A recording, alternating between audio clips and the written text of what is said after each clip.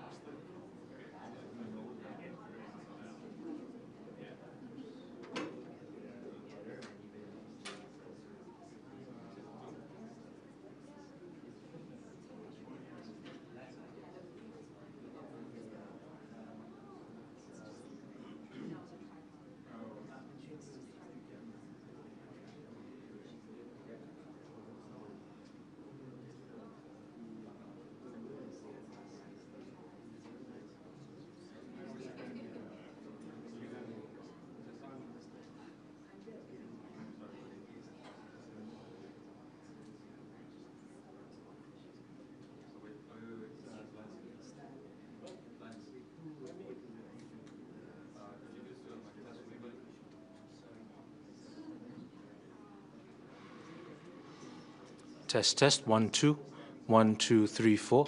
Test, test, 1, 2, 1, 2, 3, 4. Test, test, 1, 2, 3, 4, 5, 6, 7, 8. Test, test, 1, 2, 1, 2. Test, test. Okay?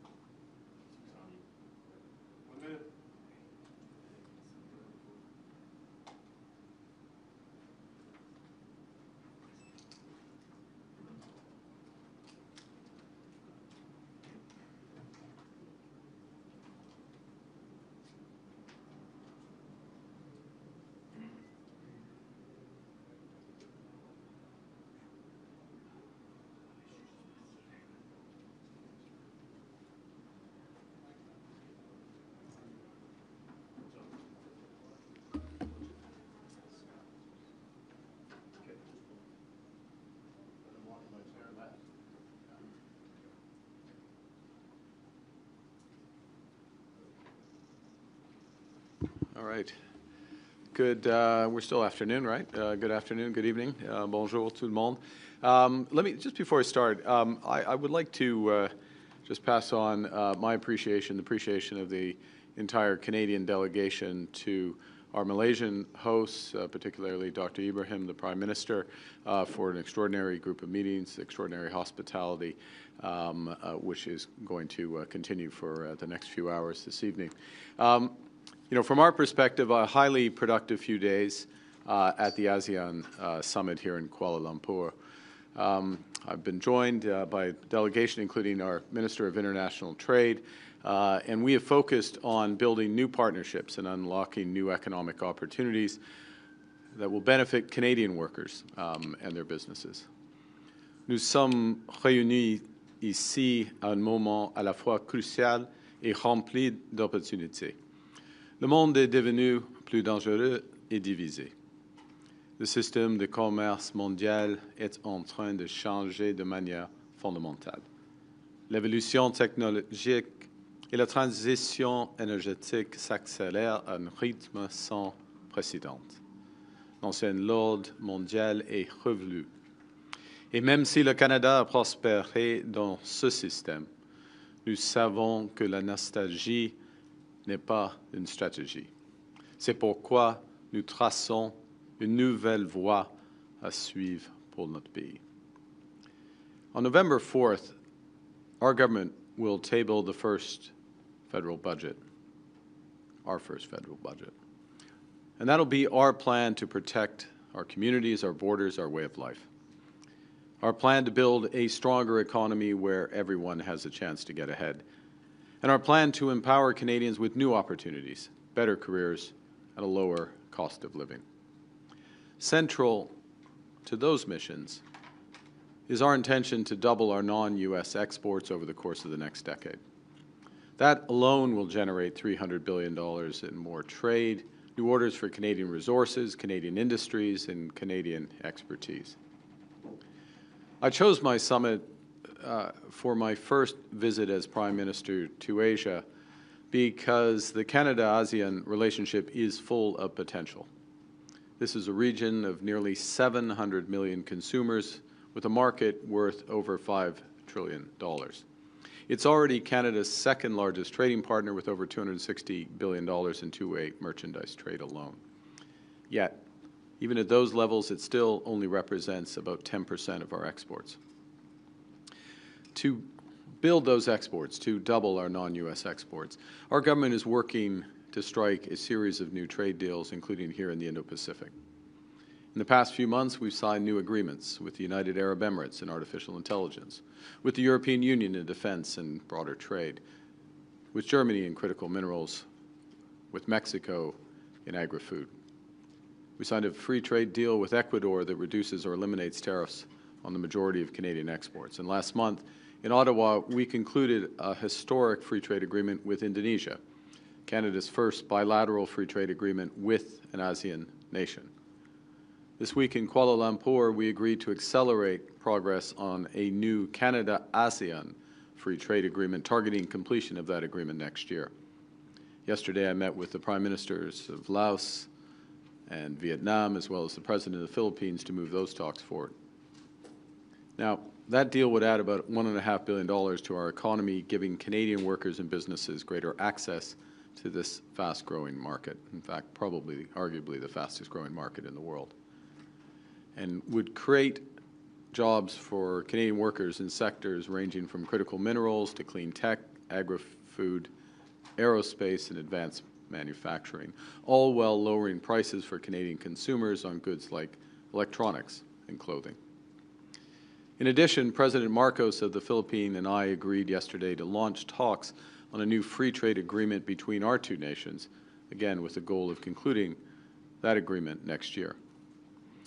This week, we also made significant progress on energy.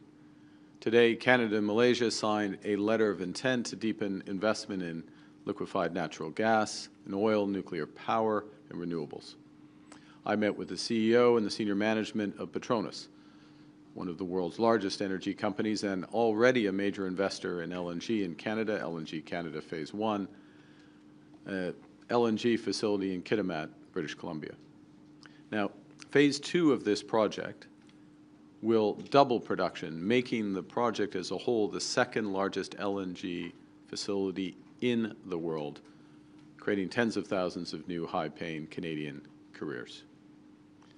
That project, phase 2, has been referred to our new major projects office because we want it built, and we want it built faster to the benefit of Canadians, including Indigenous partners in the project. Together with Petronas, we are exploring other new opportunities to expand our partnership and strengthen Canada's role as a reliable energy supplier. By the end of this decade, 2030, Canada can produce nearly 50 million tons of LNG each year, enough to supply Singapore, where I'm going tomorrow, 5 times over. We can double that production again by 2040.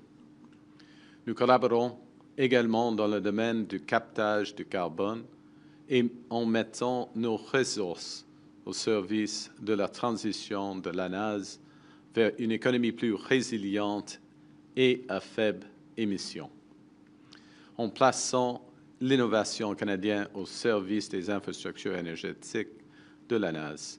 Comme son nouveau réseau électrique, nous ouvrons la voie à des milliards de dollars de nouvelles possibilités pour les entreprises et les travailleurs canadiens. Et nous aidons aussi nos partenaires de l'ANAS à atteindre leurs objectifs en matière de connectivité. Canada's also unlocking new opportunities in technology. Canada's BlackBerry offers its cybersecurity center of excellence here in Malaysia.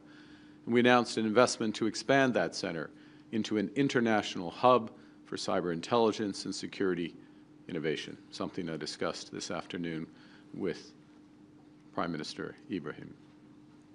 Today, I visited CAE, with whom Malaysia Airlines has just signed a deal to purchase another Canadian-built flight simulator. And I met the CEO of AirAsia yesterday about a potentially large order for A220 planes designed and built in Quebec. These are the kinds of partnerships we will keep building because Canada has what the world wants: world-class talent with expertise in clean technology, artificial intelligence, life sciences, and quantum computing. We're the world's number one destination for master's degrees and doctorates. We have the most educated workforce in the world. We're an energy superpower with the 3rd largest reserves of oil and the 4th largest reserves of natural gas. We have an 85% clean grid, which we can readily increase by another 50% to power clean manufacturing, clean AI infrastructure, and the electrification of our sustainable economy. We have deposits of over 34 critical minerals, and we're amongst the top 5 producers for the 10 critical minerals most essential for the world's energy transition. Over the next 5 years, we will be quadrupling our defense industrial spending, strengthening our role in collective security and creating new careers in our defense and associated industries. Next week, Canada's Defense Minister will be in the Philippines to deepen our cooperation with Southeast Asia, expanding access for the Canadian Armed Forces for training and joint operations in the Philippines, strengthening our shared commitment to regional stability. The combination of these economic strengths and the budget strategy I referenced earlier, our budget strategy to spend less so that Canadians can invest more, will give investors confidence to build more in Canada. It will give innovators the stability they need to take risks in Canada. And it will reinforce the reasons the world has to trust Canadians as reliable partners. Le Canada a ce que le monde veut. Le Canada a ce dont le monde a besoin. C'est à nous de vendre au monde ce que le Canada a à offrir. Selling our products to the world is a Team Canada effort. Federal ministers are working hard, securing deals and building relationships across Asia. Premiers from British Columbia, Alberta, Saskatchewan, to Newfoundland and Labrador and Prince Edward Island are leading trade missions across the region. Demain, je me rendrai à Singapour pour rencontrer le Premier ministre Lawrence Wong, ainsi que les grands investisseurs pour renforcer la coopération dans les domaines du commerce, de l'énergie et de la technologie. Et plus tard cette semaine, je vais participer au sommet des dirigeants de l'APEC en Corée du Sud pour poursuivre ces progrès et resserrer nos liens dans les domaines de l'agriculture, de la défense et des minéraux critiques. To finish, to quote our host, Prime Minister Ibrahim, "The old world order is disappearing and a new one has yet to emerge. Times like this, it's time to be bold, because how we respond will shape Canada's path for decades to come. By making generational investments at home and by building deeper partnerships abroad, we will build Canada strong." And with that, I'd be happy to take your questions. Thank you, Prime Minister. We're now going to begin with questions from the Canadian delegation. First question, première question, Sarah. Hi, Prime Minister. Sarah Ritchie with the Canadian Press.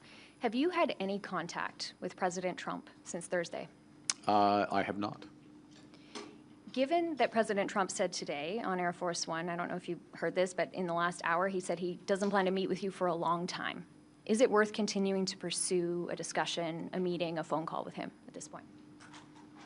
I didn't see the comment. Look, we stand ready to sit down with the United States, myself with the President, my colleagues with their colleagues, when the U.S. is ready to sit down. We had made considerable progress on a supplement to the trading relationship that we had, considerable progress in the areas of steel, aluminum, and energy, associated areas as well. And as I just said, we're ready to sit down when they are ready to do that. If they're not ready to do that, as those comments indicate, then we were always going to do these things, to be clear. We're going to first and foremost build our economy, build it with generational investments, and you will see that not just the scale of the ambition, but the speed with which we put that into effect in the budget on November 4th, and continue to do what we've been doing over the course of the last few days and over the course of recent months, which is to build those other partnerships and deepen those other partnerships on which we're getting very much traction. Thank you. Next question, Murray. Hi, Prime Minister. Murray Brewster with Hi, CBC News. President Trump says he's canceled these trade talks because he's upset about the Ontario government ad. We've heard from the Business Council of Canada and even some of President Trump's own advisors who suggest the frustration with Canada runs deeper. So is this about the ads or is this about something else? Well, look, as I say, and there were a series of very detailed, very specific, very comprehensive discussions, negotiations on the areas I just listed in response to the previous question, up until the point of those ads running. First point. Second point, I would suggest you take the President at his word for his reason. And that is the reason why, from the perspective of the federal government, which I'm responsible, we stand ready to pick up on those discussions when the United States wishes to pick up on those discussions. So those in the room, those exchanging term sheets, those having the discussions about specific areas where we can make mutual progress to the benefit of workers and businesses and communities in our respective countries, had been making progress. Those ads came. The President had the reactions which you have seen, made the decisions that he has made, which, you know, those are his decisions to take, and we're in the situation we're in. Follow-up. As a follow-up, Prime Minister, given everything that we've seen, do you really think the United States is interested in making a trade deal with Canada?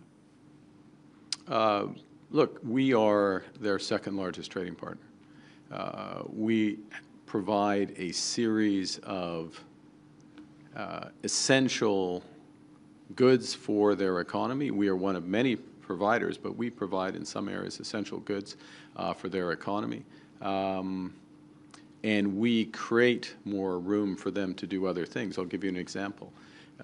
If you look at Canadian exports of aluminum to the United States, and aluminum is bauxite and energy. I mean, there's a little more to it, but can simplify it to that. The embedded energy in the Canadian aluminum exports, which provides 60% of the aluminum to the U.S. market, is the equivalent of the energy of 10 Hoover dams in the United States. Now, is the best use of that scale of energy, creating that scale of energy to make aluminum in the United States, as opposed to continue to foster and power the AI revolution, which the U.S. is leading, or power homes and others. I mean, these are decisions for the United States to make. Point being, as a supplier to the United States, and I gave aluminum as one, I could give many examples, we are an important supplier in many areas. As well, we are a large customer. You know, for over 30 states, Canada is the largest export customer for those states in the United States.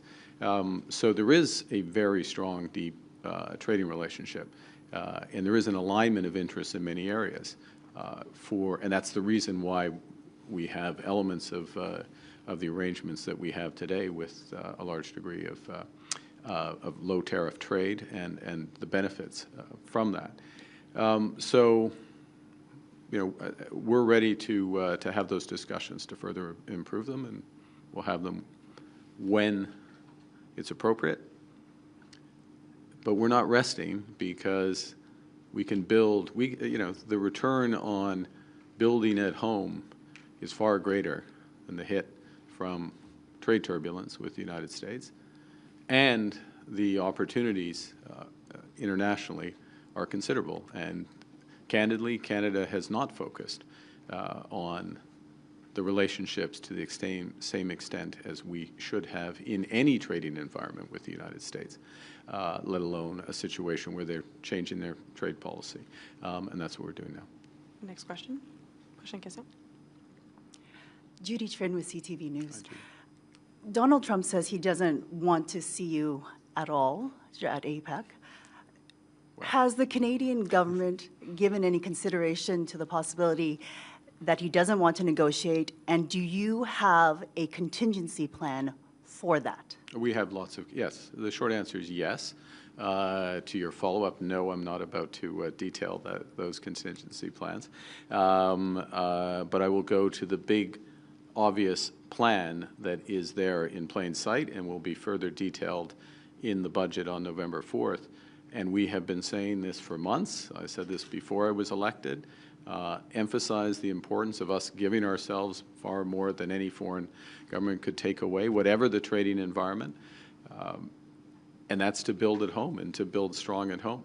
And we intend to unleash hundreds and hundreds of billions of dollars of investment right here at home. Well, not right here, but metaphorically there, at home in Canada, while we're building these partnerships.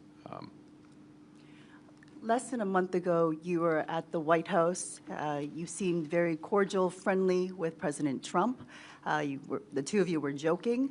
You said you were going to walk away with a good deal. He said that we would be very happy. Is the U.S. toying with Canada, and how did your relationship with Donald Trump go south so fast? It's a question for him.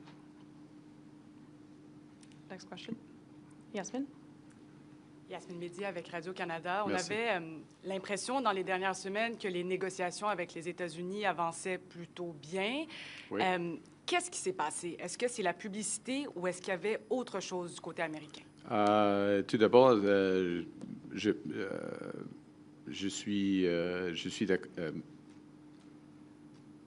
reconnais votre description. On fait de progrès dans les négociations, des progrès détaillés, des progrès constructifs, des progrès approfondis en ce qui concerne l'acier, l'aluminium, l'énergie, d'autres secteurs alliés. Et ce n'était pas fini, c'est évident, ce n'était pas fini, mais on était prêt d'un accord. Okay? Ensuite, il y avait les publicités. Et tout est changé, où la position du gouvernement américain a changé. Ça, c'est évident. Ce n'est pas plus compliqué que ça. Follow-up. Par rapport à M. Ford, j'aimerais savoir, est-ce que vous lui avez demandé de retirer la publicité? Est-ce qu'il a nui aux efforts du Canada? Bon, alors, c'est la responsabilité du gouvernement du Canada de négocier des accords commerciaux, de négocier des traités à l'étranger. Premier point. Deuxième point, nous avons décidé de ne pas faire des publicités aux États-Unis. OK? C'était un choix. C'était évident pour nous de ne pas faire. OK? Donc, Doug Et Ford le aurait pas reste dû. est Donc, Doug Ford a fait assez, une assez erreur. clair. C'était une erreur de la part de Doug Il a Ford. pris une décision, Next question. Prochaine question. Brian. une décision différente de la décision du gouvernement du Canada qui est responsable pour cette relation. Sorry, who's Brian? What Brian's next question? Why don't we have We'll go to Brian's Brian. question, and I'll we'll ask- follow up when you come. I'll ask a version of this so you can answer it. I figured you might. If it is true that a TV ad, that you were close to a deal, exchanging term sheets, and a TV ad caused all of this to be canceled, halted, Trump does not want to meet, are you upset at Premier Doug Ford for running this ad? If this is true that this ad spoiled something that was very close? Look, I'd say the following, which is that in any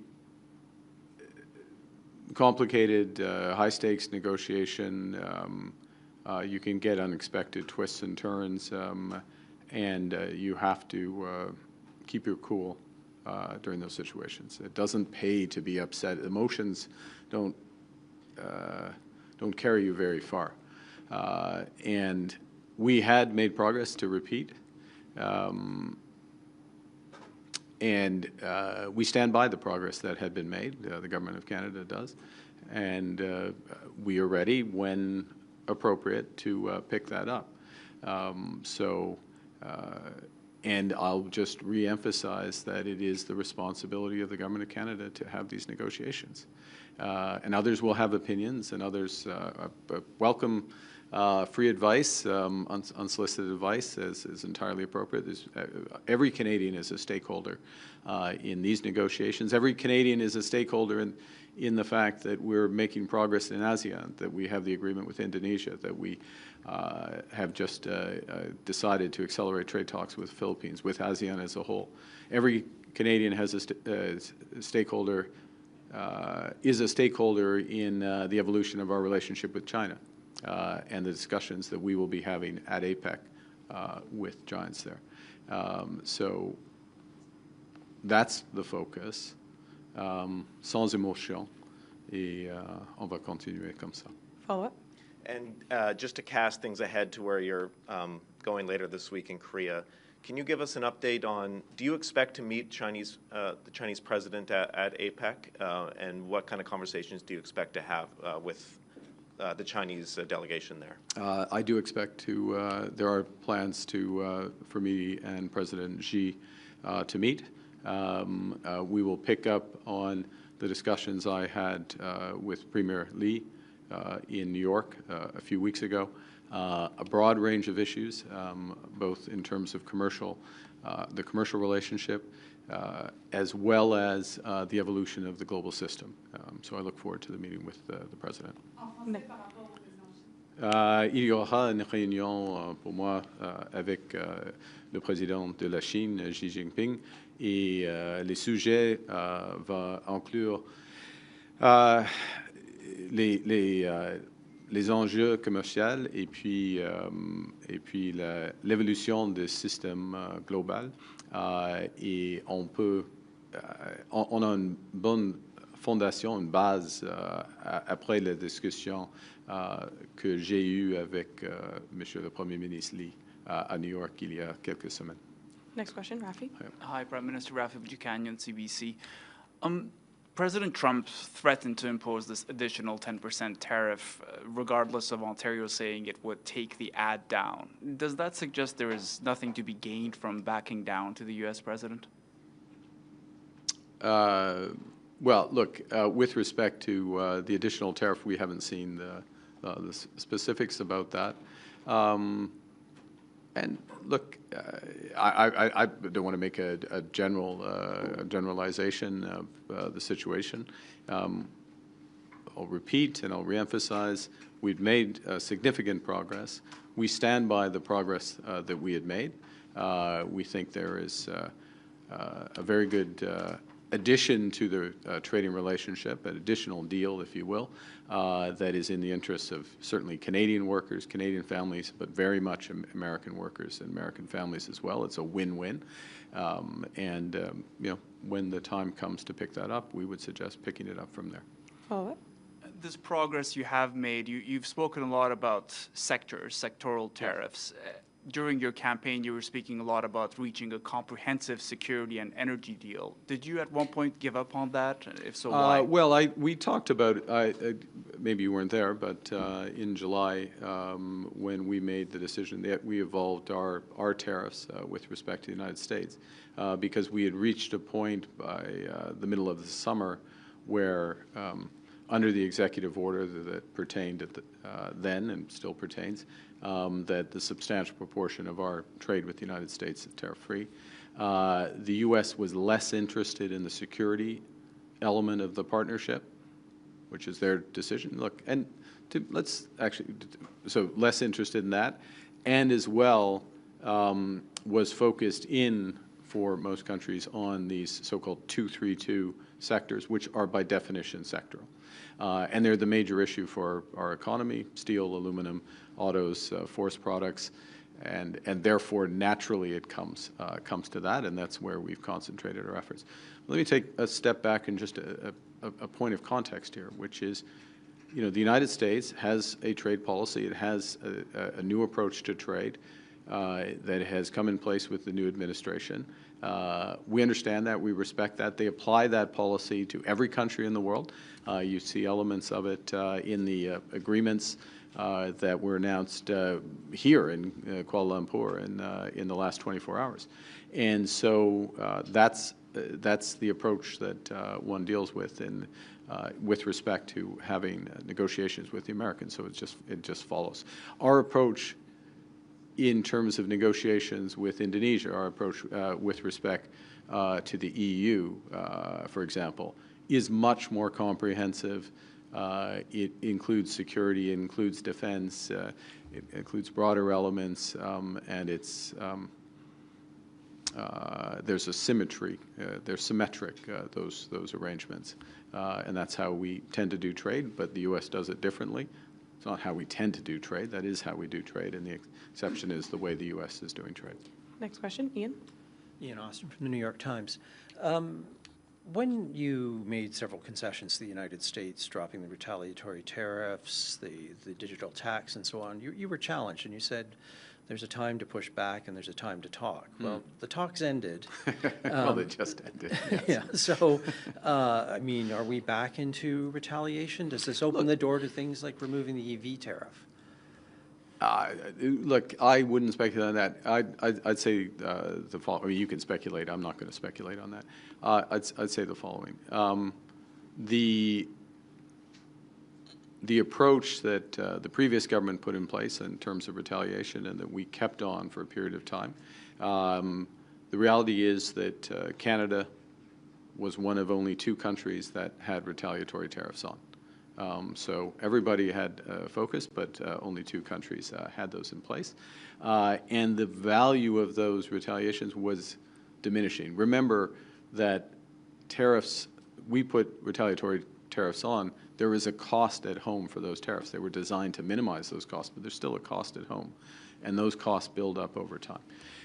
So we took the decision, we stand by it in terms of taking those down, taking those off, and then we made the progress that we did. We will, it goes to the earlier question, I think it was Judy's question about contingency plans, and right.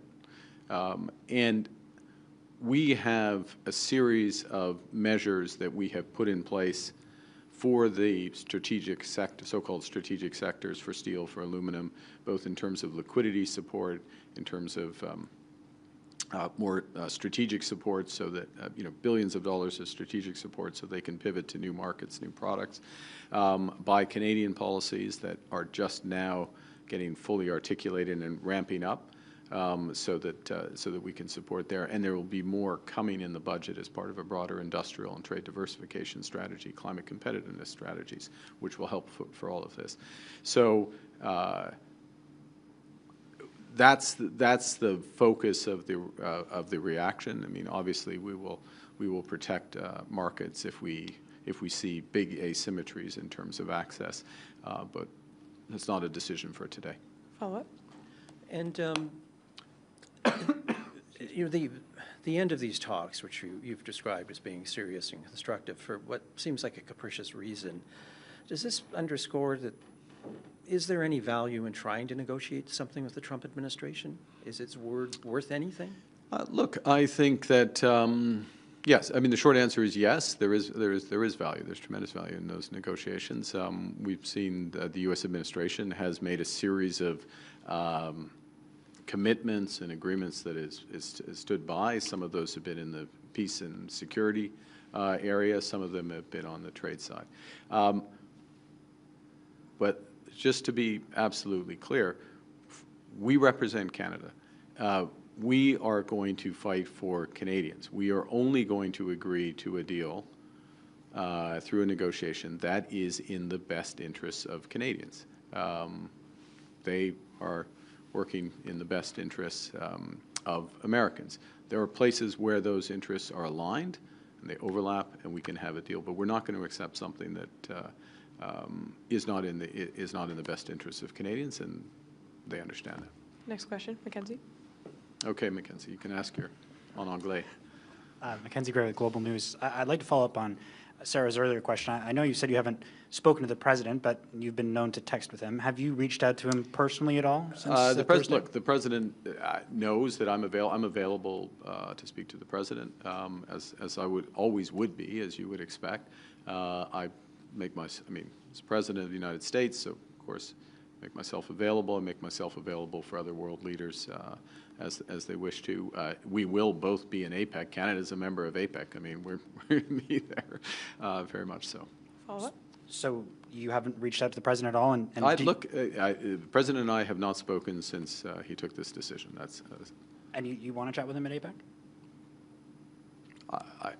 We are ready to have discussions when the Americans wish to have those discussions. But we're not, obviously, we don't dictate the timing of that. And last question, dernière question, Steve Chase. Steve Chase, Globe and Mail. I wanted to ask you about where the relationship with China could go. And your predecessor fenced off significant portions of the Canadian economy from Chinese investment. Critical minerals, anything related to national security, academic collaboration, the list goes on and on. So my question for you is, are you willing to revisit or consider lowering some of those restrictions so that more Chinese investment could flow into Canada? Well, it's the start of a broader discussion. There were greater restrictions that were in place given other issues in the relationship, first point. Secondly, there needs to be a resetting of expectations, or we're in the process of a resetting of expectations of where the relationship can go, the extent to which we have different systems, where the relationship can go and where it won't go. And that's part of the discussion that has begun. I think what is absolutely clear is that a relationship, for example, where there are extreme restrictions on travel between our two countries is an unusual place for the Canadian-China relationship to be, given the history of the relationship, given the long history of travel between our two countries. That is one example. It's a very obvious example that progress can be made. There are issues, as people well know, in agriculture, for fishery goods. There's issues in manufacturing and others. And we will explore what we can build on. Relationships rebuild over time when they have been when they have changed for the worse, and so we have a lot of areas on which we can build. And look, last point, which is that This is our second largest trading partner. This is the second largest economy in the world.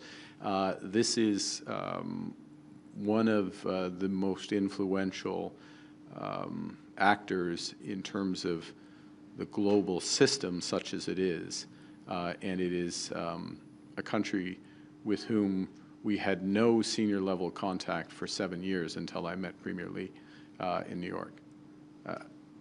So we're starting from a base, and we can move quite substantially. We're starting from a very low base, and we can move quite substantially before we start to get to sensitive areas.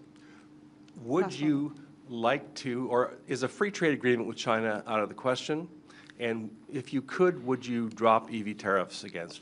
I look forward to the discussions with President Xi, and they're about much broader set of issues than trade, and we'll be in better position to start answering questions like that as the relationship evolves and deepens. So we don't go in. There's no preset offer issue. This is the difference between relationship and transaction. We're starting relationship, building up the relationship on that. Thank you. This puts an end to our press conference. C'est ce qui met fin à notre conférence de presse. Merci. Merci beaucoup. Merci. Thank you.